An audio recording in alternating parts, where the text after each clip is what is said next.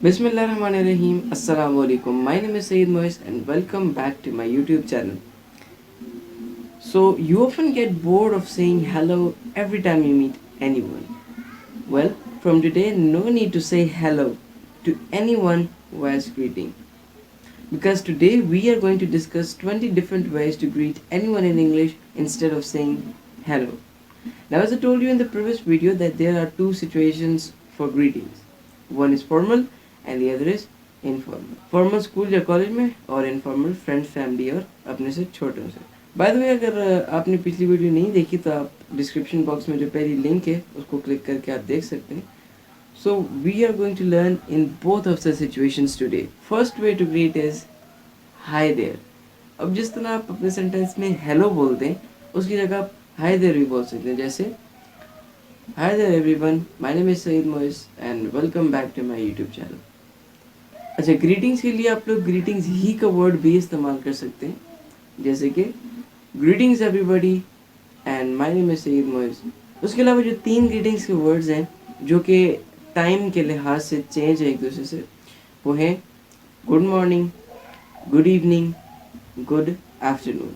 अब good morning आप उस वक्त बोलते हैं कि लेट्स से अगर आप सुबह के वक्त खुद को इंट्रोड्यूस कर रहे हैं या किसी से सुबह के वक्त मिल रहे हैं तो आप गुड मॉर्निंग का वर्ड इस्तेमाल कर सकते हैं. आप उसको गुड इवनिंग कह सकते हैं, जैसे कि गुड इवनिंग सर या good evening how are you. Good afternoon भी कह सकते हैं, आप खुद को इंट्रोड्यूस कर रहे हैं या फिर किसी से मिल रहे हैं फॉर्मली तो आप गुड आफ्टरनून कह सकते हैं. जो अभी तक मैंने आपको वर्ड्स बताए हैं ये तमाम जो हैं ये फॉर्मल ग्रीटिंग्स के लिए इस्तेमाल किए जाते हैं. गुड टू सी यू ये फॉर्मल और इनफॉर्मल दोनों में इस्तेमाल किया जाता है, या इसको आप मज़ीद अच्छा बना के ग्रेट टू सी यू कह सकते हैं. अगर आप और इसको चाहते हैं कि फैंसी वर्ड हो तो आप नाइस टू सी यू कह सकते हैं. जैसे कि अगर आप कोई सेंटेंस बोल रहे हैं तो उसमें आप ग्रीटिंग्स के लिए नाइस टू सी यू भी बोल सकते हैं. ये जो सेंटेंस अभी मैं आपको बताने वाला हूँ, ninth, how are you doing today, ये फॉर्मल वे और इनफॉर्मल में दोनों में इस्तेमाल होता है. यानी कि आपसे जो लोग सीनियर हैं उनको भी आप कह सकते हैं कि how are you doing today.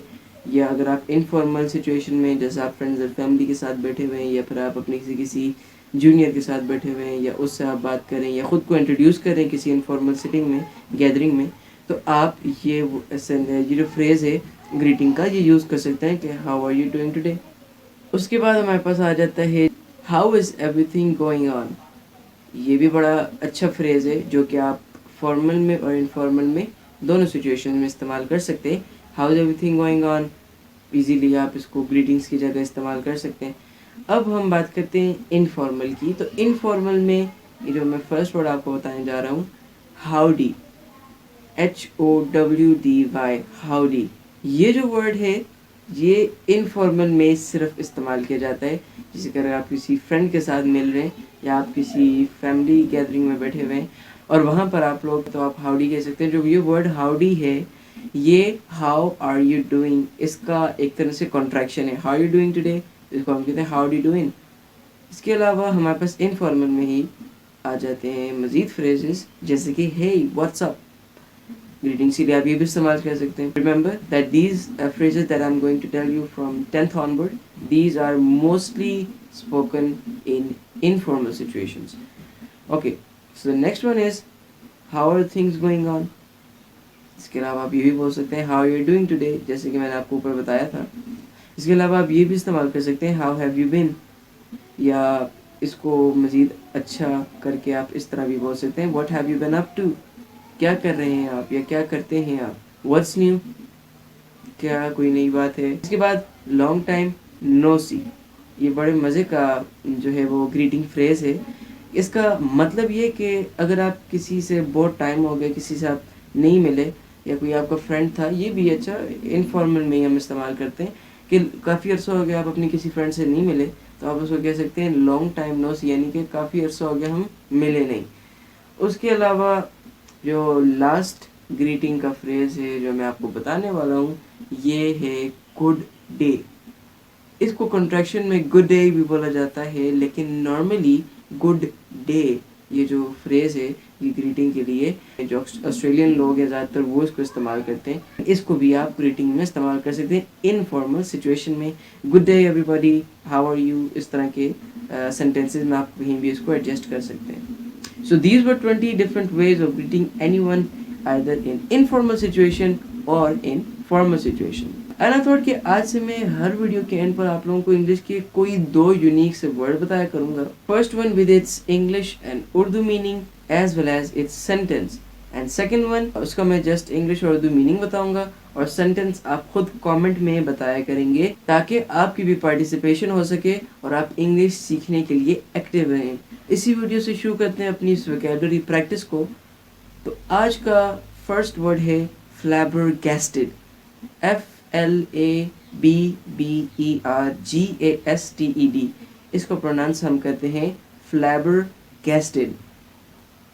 English में इसका मीनिंग है शॉक्ड, यानी कि उर्दू में हम इसको कहेंगे हैरान हो जाना.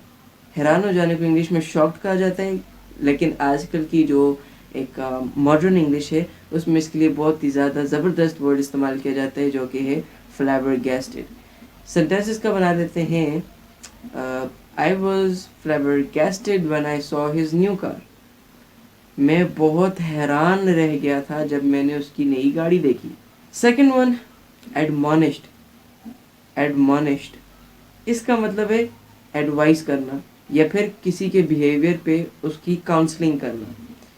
उर्दू में इसको हम नसीहत कह सकते हैं, नसीहत करना या फिर किसी को उसके बर्ताव के ऊपर ताकीद करना. इसका सेंटेंस चले मैं डिस्क्रिप्शन बॉक्स में लिख दूंगा, आप उससे सिर्फ सेंटेंस का आइडिया लें और अपना सेंटेंस कमेंट में लाजमी टाइप करें. सेम नहीं होने चाहिए ताकि मैं आप लोगों की पार्टिसिपेशन को देख सकूं कि आप लोगों को कितनी समझ आती है या कुछ. अगर आपको कोई क्वेश्चन है आप कमेंट बॉक्स में पूछ सकते हैं. मैं कोशिश करूंगा कि मैं आने वाली वीडियोस में उसका आंसर भी करूं, या कुछ एडिशनल सीखना चाहते हैं तो आप वो भी बता सकते हैं. अच्छा, जो अभी हमने वोकैबुलरी प्रैक्टिस शुरू की है इसका बहुत बड़ा फ़ायदा है. इसका फ़ायदा ये है कि अगर आप इस वर्ड को इस्तेमाल नहीं भी करते तो अगर आपको याद हो जाएगा, तो इन केस अगर कोई नेटिव आपके सामने ये वर्ड बोलता है तो आप फ़ौरन समझ जाएंगे कि उसका क्या मतलब है. यानी कि आपकी वोकैबुलरी इस तरह सुपर इन्हांस हो जाएगी और आपकी वोकैबुलरी इंग्लिश में बहुत वास्ट हो जाएगी. कोई नेटिव कोई वर्ड बोलेगा आप फ़ौरन उसका मीनिंग समझ जाएंगे. इसकी मैं टिप दे देता हूँ आपको कि आप इसको कैसे याद रख सकते हैं.